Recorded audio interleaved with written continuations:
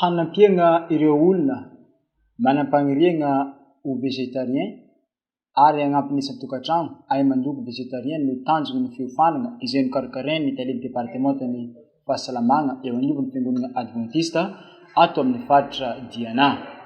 Tsy voatery olona hifady tsy hinan-kena ka hivelona ho végétarien no tokony hahay azy ity araka ny fanazavana fa azo ampiariny tsara eo anivon'ny tokantrano ny loko végétarien raha ny fagnambarana nataony tale départementany fahasalamagna adventista ato agnatin'ny faritra Diana Dr Tantely Razafy Mandimby.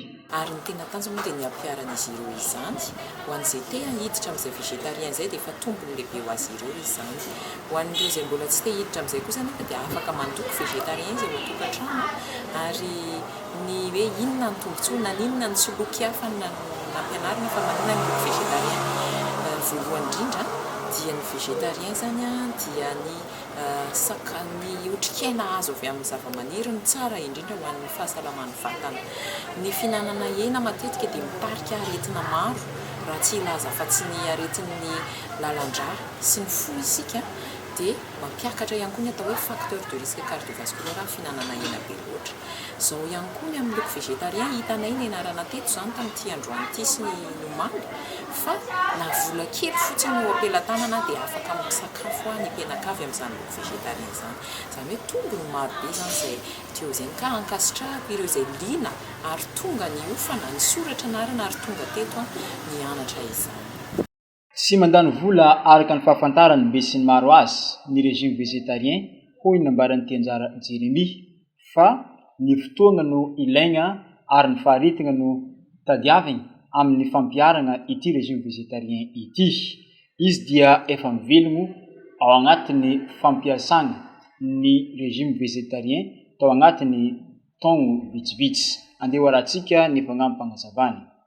Olo tsy agnatiny ao tsy mahatsapa le raha iainana agnatiny fa raha ny tegna marina contraire amin'izany arahantsika ohatra fo zao kilo ny hena 80,000 100,000 farany mora dia nefa rehefa magnaraka le régime végétarien zegny anao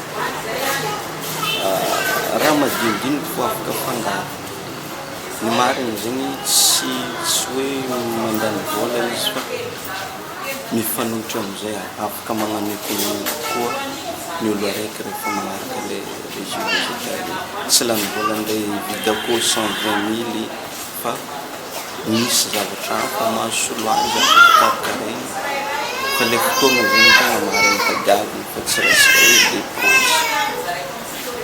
Nahatsapa ho mahazo tombony ireo mpiofagna nandritra ny fiofanana izay natao teto.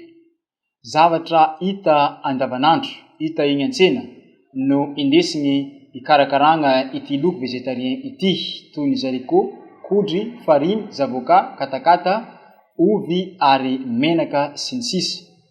Voambara ihany koa fa resy lahatra izy ireo ary ampiatra izany eo anivon'ny tokantrano araka ny fagnazavana nataony solontenan'ireo mpiofagna ary ny fagnazavany hatrany dia manam-paniriana hanokatra gargoty végétarien eto tapitaranany Antsiranana indray andro agny. Fagnampy-panazavana.